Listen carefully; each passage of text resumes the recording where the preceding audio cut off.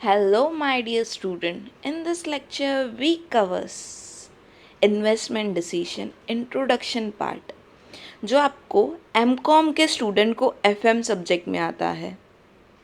ठीक है. Let's start with our first lecture, investment decision.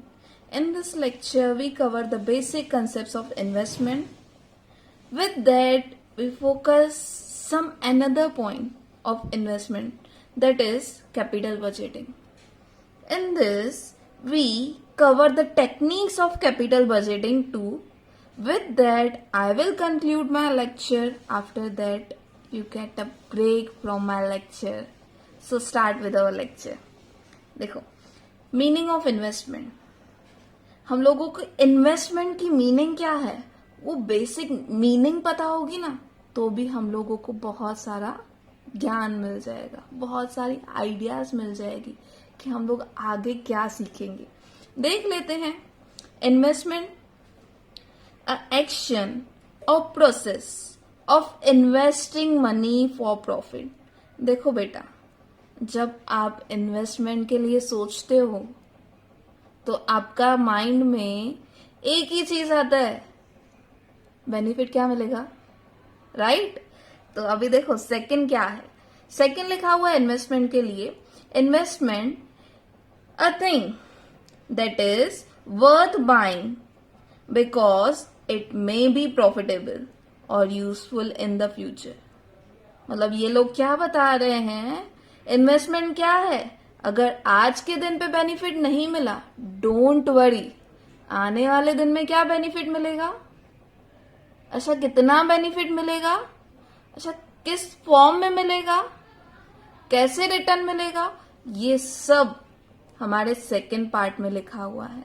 चलो इन्वेस्टमेंट का थर्ड पार्ट देख लेते हैं. इन्वेस्टमेंट के थर्ड पार्ट में क्या लिखा हुआ है, investment an act of devoting time, efforts or energy to particular undertaking with the expectation of worthwhile results. देखो, सिर्फ पैसे दे देना, पैसे इन्वेस्ट कर देना, काम खत्म हो गया ऐसे नहीं होता है. हम लोगों को एफर्ट्स लेने हैं, रिव्यूज लेने हैं, कंट्रोल करना है. देखो, कुछ टाइम पहले की ही बात है, बिटकॉइंस का बहुत ट्रेंड था, तो उससे पैसे इन्वेस्ट करना नॉट वर्थ. हम लोगों को क्या करना है, टाइम डिवोट करना है, मार्केट को रिसर्च करना है, जहां पे हमारी इन्वेस्टमेंट है वो बेस्ट पार्ट है, या इन्वेस्टमेंट को डाइवर्ट कर दे, डाइवर्सिफाई कर दे कहीं और पे. तो ये सब इन्वेस्टमेंट की मीनिंग में आते हैं. चलो ये सब तो इन्वेस्टमेंट का पार्ट था. हमारा चैप्टर का नाम इन्वेस्टमेंट थोड़ी है, हमारे चैप्टर का नाम क्या है, इन्वेस्टमेंट डिसीजन है. So guys, let's start with investment decision. So देखो, इन्वेस्टमेंट क्या होता है, टाइम देना, कंट्रीब्यूट करना, मनी कंट्रीब्यूट करना, एनर्जी कंट्रीब्यूट करना, मार्केट की रिसर्च करना, ये सब इन्वेस्टमेंट का पार्ट हो गया. डिसीजन क्या है, अभी मैं हम लोग दोनों देखेंगे इसमें. देखो, ये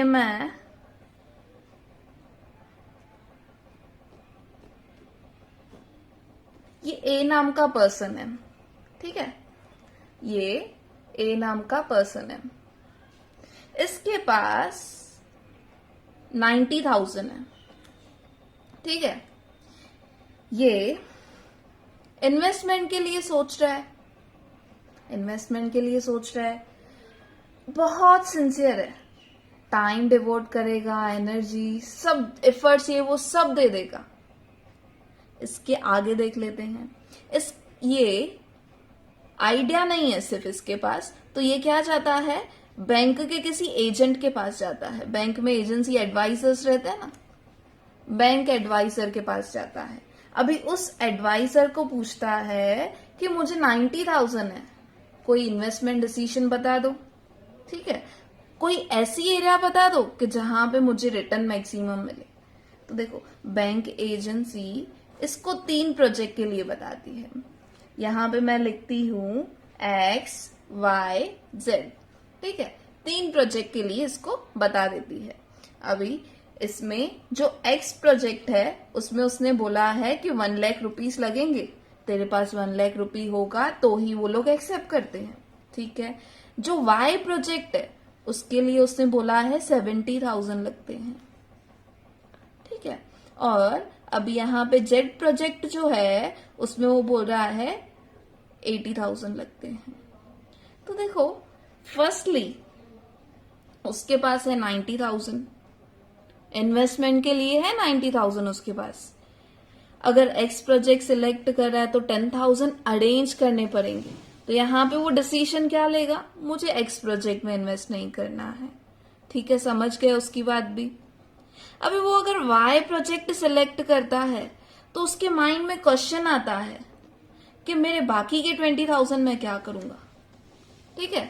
अगर वो जेड प्रोजेक्ट सिलेक्ट करता है तो उसमें ये सोच रहा है कि बाकी के 10,000 मैं क्या करूंगा। इसके लिए वो हमेशा इन्वेस्टमेंट डिसीजन से पहले वो देखता है कि मेरा बजट क्या है, मेरे पास कितने पैसे अवेलेबल है, इनकी क्राइटेरिया क्या है। चलो अगर उसने वाई प्रोजेक्ट सिलेक्ट कर दिया, मैं ऐसे एग्जाम्पल दे रही हूँ, वाई प्रोजेक्ट सिलेक्ट कर दिया, उसके इन्वेस्टमेंट में उसको बहुत सारी फॉर्मेलिटीज कंप्लीट करनी है, पैन कार्ड चाहिए, आधार कार्ड चाहिए, ड्राइविंग लाइसेंस, पहले कभी इन्वेस्टमेंट किया है, क्वालिफिकेशन क्या है उसका, सर्टिफिकेट दो, ये दो वो दो, मतलब बहुत सारी फॉर्मेलिटीज है। उसने क्या किया, यहाँ पे 1 लाख है, मेरे पास पैसे नहीं है, 10,000 कम पर है, कट कर दो। वाई प्रोजेक्ट के लिए फॉर्मेलिटीज बहुत है, कट कर दो।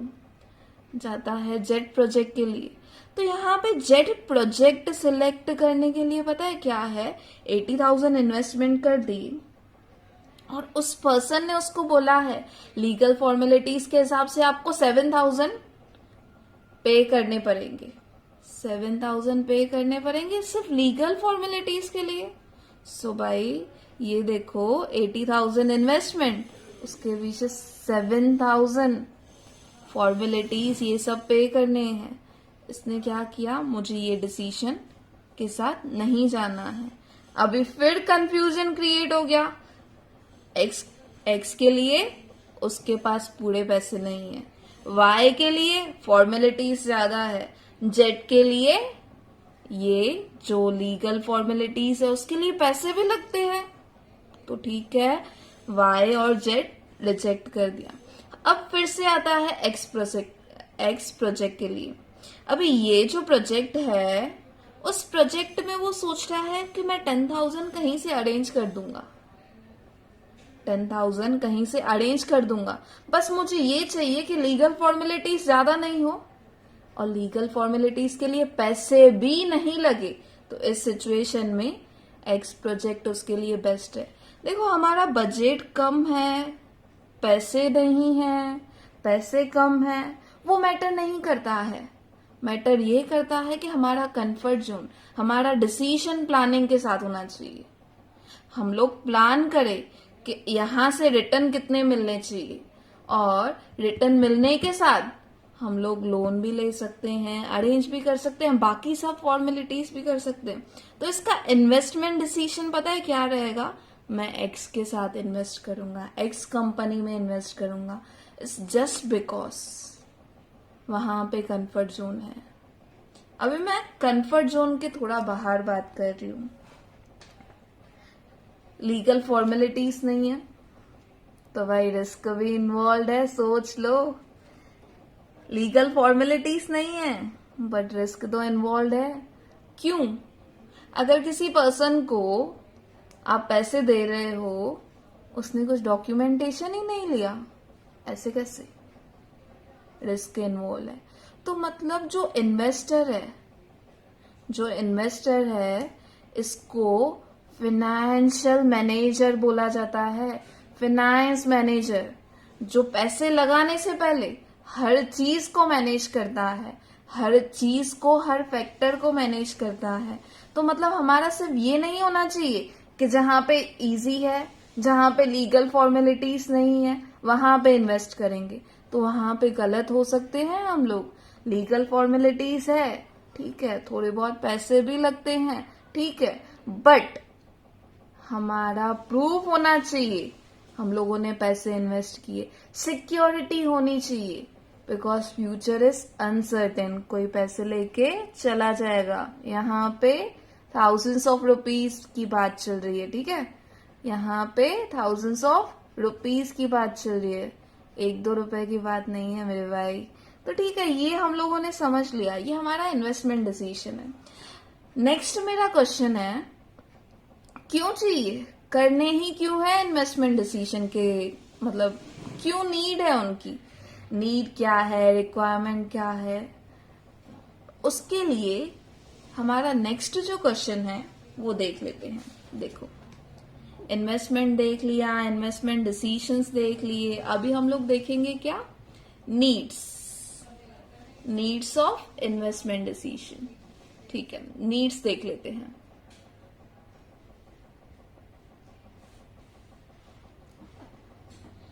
अभी इस नीड्स में लिखा हुआ है, फर्स्ट लिखा हुआ है long term commitment of funds. किसी के साथ अगर लॉन्ग टर्म कमिटमेंट हो गई ना फंड्स के लिए, तो हम लोग पीछे नहीं हट सकते हैं।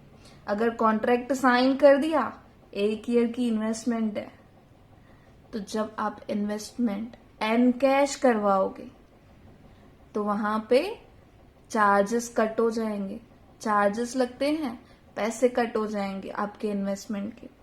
जैसे अगर मैं बोलती हूँ मुझे एफडी करवानी है 5 साल के लिए, और 1 या 2 महीने में ही मैंने एफडी ब्रेक करवा दी, तो भाई मेरे पूरे पैसे मुझे नहीं मिलेंगे। ये टाइम पास करने के लिए नहीं बैठते हैं लोग।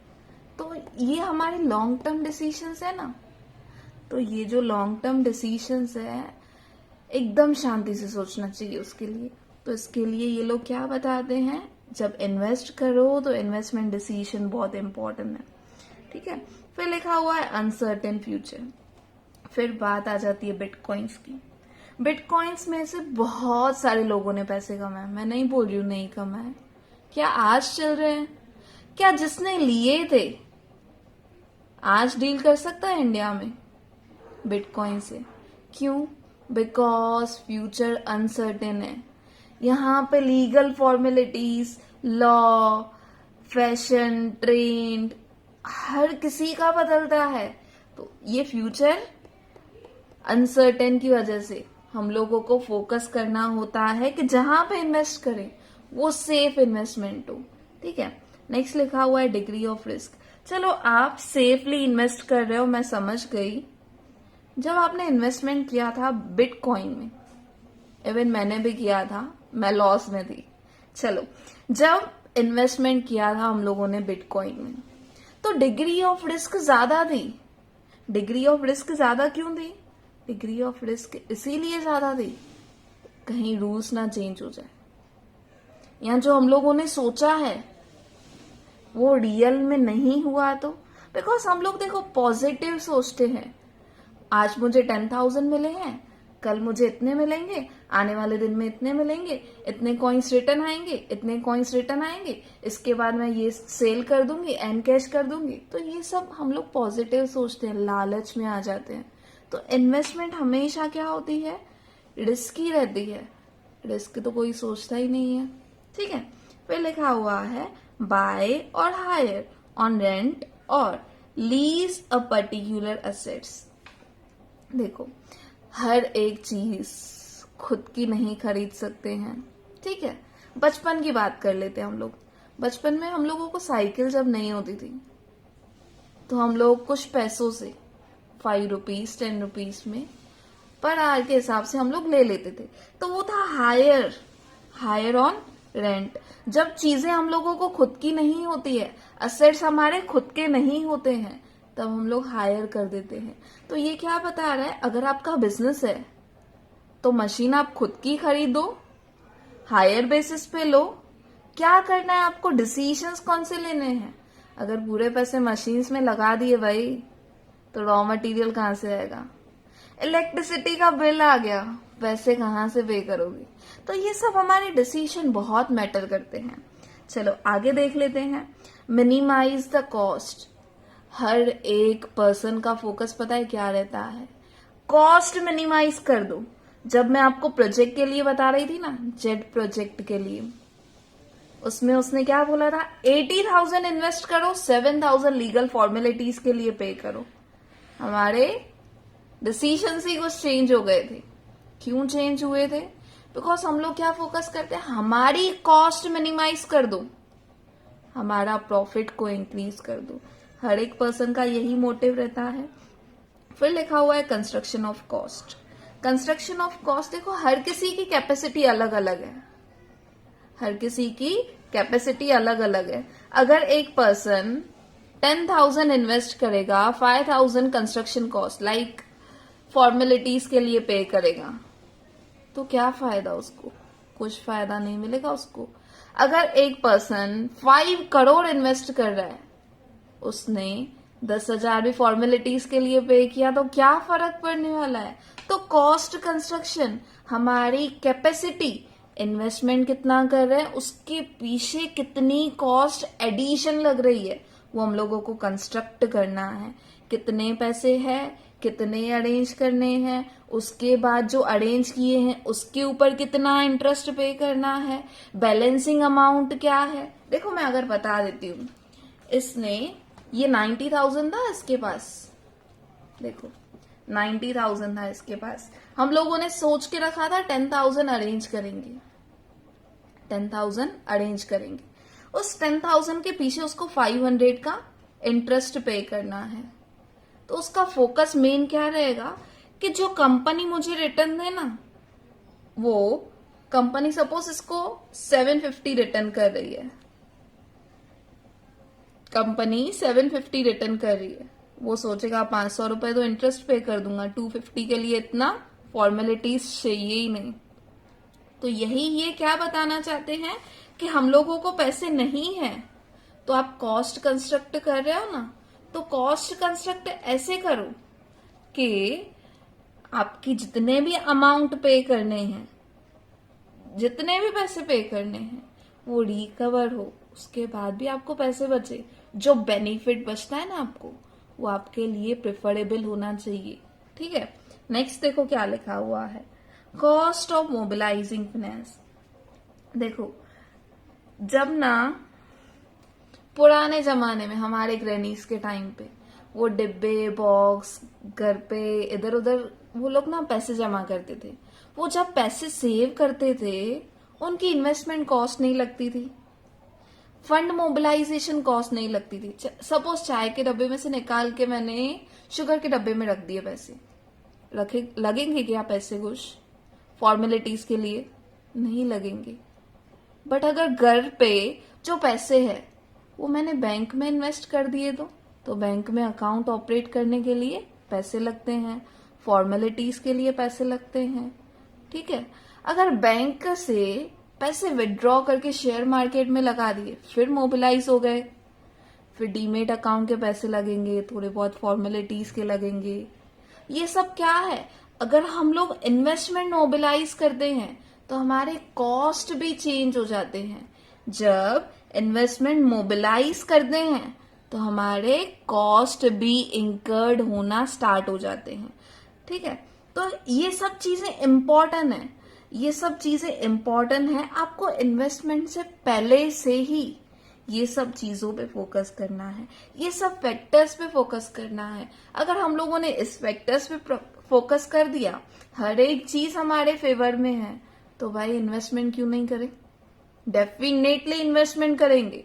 तो ये इन्वेस्टमेंट डिसीजन की ये कुछ पॉइंट्स हम लोगों को हेल्प करती है whether we should invest in such factors और we should encash our investment.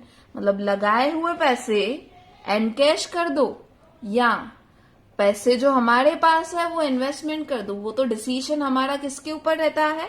Depend करता है सिचुएशंस के ऊपर। चलो ये हमारा सेकंड क्वेश्चन हुआ आज के लेक्चर का। थर्ड क्वेश्चन देख लेते हैं। थर्ड क्वेश्चन है meaning of capital budgeting. Meaning of capital budgeting, yes, meaning of capital budgeting. देखो यहाँ पे पहले ना मैंने सिस्टमेटिक लिखा है, सिस्टमेटिक वे में डेफिनेशन लिखा है मैंने, कैपिटल बजटिंग का definition. Capital budgeting is the process of making investment decision in capital expenditure. देखो अगर मुझे कोई मशीनरी लेनी है ना, कोई असेट्स लेने हैं, उसके लिए हमारा फोकस क्या रहेगा कि उसके लिए पैसे कितने खर्च हो रहे हैं, उस पैसे जो खर्च हो रहे हैं ना वो हमारे कैपिटल एक्सपेंडिचर है, क्या उतने पैसे हमारे पास अवेलेबल है? अच्छा अवेलेबल नहीं है तो अरेंज कर दो। अरेंज करोगे तो फ्री में नहीं होंगे भाई, उनको जो इंटरेस्ट पे करना है उतना रिटर्न मिलेगा क्या आपको? ये सब तो हमारे इन्वेस्टमेंट डिसीजन का फैक्टर है।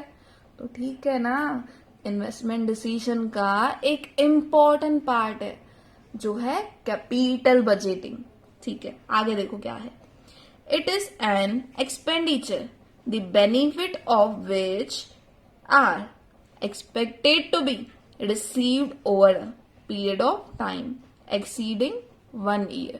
मतलब 1 साल से ज्यादा ना जब हम लोग सोचते हैं उनमें से पैसे रिटर्न के फॉर्म में मिलेंगे, तब आ जाती है कैपिटल बजटिंग की बात।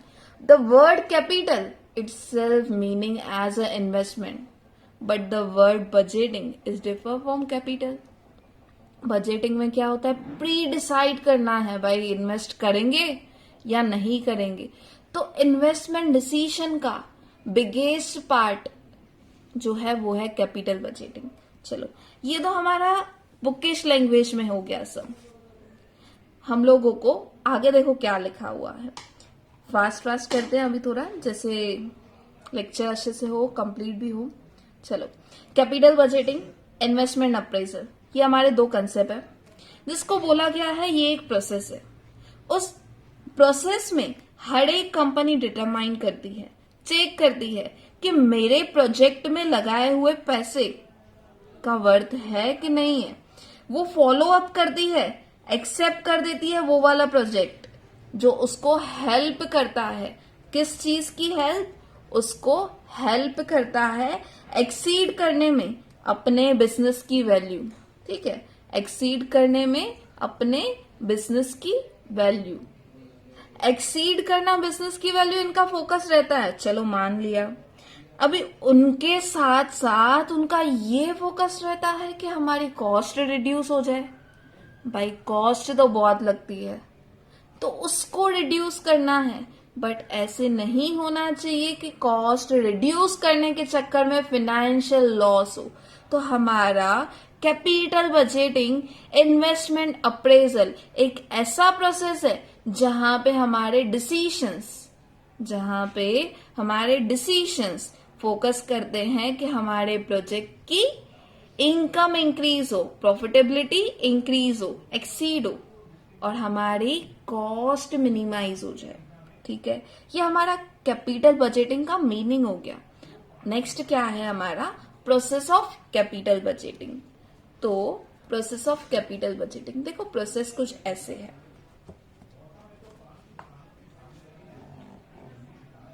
प्रोसेस ऑफ कैपिटल बजटिंग, हर एक प्रोसेस का, कोई भी प्रोसेस होने दो, उसका फर्स्ट हेडिंग प्लानिंग होता है। अब यहाँ पे है कैपिटल बजटिंग। कैपिटल बजटिंग मतलब इन्वेस्टमेंट करो, बट पहले बजट तो बना दो, रफली वर्क कर दो कि हम लोगों को क्या करना है, इन्वेस्टमेंट करने के बाद रिटर्न क्या आएंगे। तो ये फर्स्ट प्लानिंग लिखा हुआ है। सेकेंडली लिखा हुआ है इवेल्युएशन। इवेल्युएशन क्या रहता है, चेक करो आपके बजट के हिसाब से कंफर्ट है, आपके डिसीजंस उसके हिसाब से मैच हो रहे हैं, आपके जितने रिटर्न्स चाहिए आपकी एरिया में है, आपके रिटर्न्स प्रॉपर है, ये सब हम लोगों को एवेल्युएट करना है। नेक्स्ट लिखा हुआ है सिलेक्ट करो। देखो जब ना मैं आपको एग्जाम्पल बता रही थी इन्वेस्टमेंट डिसीजन का, जिसमें मैंने आपको बताया था एक्स वाई जेड 3 प्रोजेक्ट है, तो 3 प्रोजेक्ट में से कोई एक सिलेक्ट करना है भाई, उतने पैसे नहीं है हमारे पास। तो ये जब एक प्रोजेक्ट में सिलेक्ट करती हूँ उसको हम लोग सिलेक्शन बोलते हैं। देखो आगे क्या लिखा हुआ है, implementation. Implementation is a nothing but the follow up. हम लोगों को क्या करना है, जो डिसीजंस लिए हैं ना, we need to follow up. Follow up मतलब इन्वेस्टमेंट कर दो ना, ठीक है। अगर हम लोगों ने इन्वेस्टमेंट करके छोड़ दिया, definition itself explain that you need to devote your time, you need to devote your energy, you need to devote your decisions, need to devote your energy, you need to devote your efforts to। ये यहाँ पे implementation के बाद में काम आएगा। तो ये क्या है, कंट्रोल करो। जो आपके हिसाब से अभी के डिसीजन राइट है, बट आने वाले दिन में हो सकता है हम लोग फेल हो जाए, जैसे बिटकॉइंस, ठीक है। कंट्रोल करो, रिव्यूज लो, मार्केट देखो क्या चल रहा है आज, ठीक है। तो ये सब हमारे इन्वेस्टमेंट के डिसीजन है। देखो एवेल्युएशन ना मैंने क्या किया है, दो पार्ट में डिवाइड कर दिया है, दो पार्ट में डिवाइड किया है। एक में लिखा हुआ है एस्टिमेट कैश इनफ्लो। देखो जब हम लोग इन्वेस्टमेंट करते हैं ना, तो फर्स्ट फोकस यही रहता है। किसी ने मुझे बोल दिया कि ये प्रोजेक्ट में इन्वेस्ट कर दो 10 लाख, मैं बोलूंगी रिटर्न क्या मिलेगा। रिटर्न मतलब क्या, हमारा प्रॉफिट, इसके बदले में मुझे कैश इनफ्लो कितना आएगा, ये वही है कैश इनफ्लो कितना आएगा, ठीक है। फिर लिखा हुआ है एवेल्युएशन टेक्निक्स, वो हमारा नेक्स्ट क्वेश्चन सेपरेट मैंने एक्सप्लेन किया है, क्योंकि ये इन्वेस्टमेंट टेक्निक्स जो है ना, इन्वेस्टमेंट टेक्निक्स, उसको एवेल्युएशन प्रॉपर किया जाता है। उस एवेल्युएशन प्रॉपर करने के लिए हम लोगों को अच्छे से सीखना भी पड़ेगा, जिसके ऊपर हमारे जो प्रैक्टिकल पार्ट है वो डिपेंड करता है। प्रैक्टिकल पार्ट मतलब हमारे सम्स उनमें से ही आने वाला है, ये तो हमारा थियोरी पार्ट चल रहा है, ठीक है। प्रैक्टिकल पार्ट डिपेंड किसके ऊपर करेगा, एवेल्युएशन टेक्निक्स के ऊपर। चलो स्टार्ट करते हैं एवेल्युएशन टेक्निक्स, जो हमारा नेक्स्ट क्वेश्चन है, ठीक है। चलो आ गए हम लोग अपने नेक्स्ट क्वेश्चन पे, जो है techniques of evaluation of capital budgeting. देखो इसको मैंने दो पार्ट में डिवाइड किया है। एक मेथड है हमारा डिस्काउंटिंग मेथड, और सेकंड मेथड है हमारा नॉन डिस्काउंटिंग मेथड। तो discounting method and non discounting method में जो डिफरेंस है वो हम लोग देख लेते हैं। Discounting factor is always focusing कि अगर आज मुझे इतने पैसे मिले तो फ्यूचर में उसकी वैल्यू क्या हो जाएगी। आज मुझे इतने पैसे मिले हैं तो फ्यूचर में उसकी वैल्यू क्या होगी। अगर आज मुझे इतने पैसे इन्वेस्टमेंट करने हैं तो फ्यूचर में वैल्यू क्या होगी। उसके साथ साथ हम लोगों को ये सिखाता है, अगर फ्यूचर में मुझे इतने पैसे मिले तो आज की वैल्यू के हिसाब से कितने पैसे मिलने चाहिए। तो वो सब डिस्काउंटिंग फैक्टर है। देख लेते हैं इसके कुछ कंटेंट क्या लिखा हुआ है। नेट प्रेजेंट वैल्यू, अगर मैं फ्यूचर की वैल्यू बताऊंगी ना तो ये प्रेजेंट की वैल्यू निकालना हम लोगों को सिखाता है, ठीक है। फिर लिखा हुआ है profitability index. Profitability index basically focus करता है इन्फ्लेशन रेट के ऊपर। अभी इन्फ्लेशन रेट के ऊपर कैसे फोकस करता है, जब हम लोग बच्चे थे तो वो टाइम पे 10 रुपए भी बहुत कीमती थे। आज वो 10 रुपए हमारे लिए उतने मायने नहीं रखते हैं शायद। क्यों? Because of inflation, money value down हो गई है। तो profitability index always focuses on the inflation rate. Next लिखा हुआ है इंटरनल रेट ऑफ रिटर्न।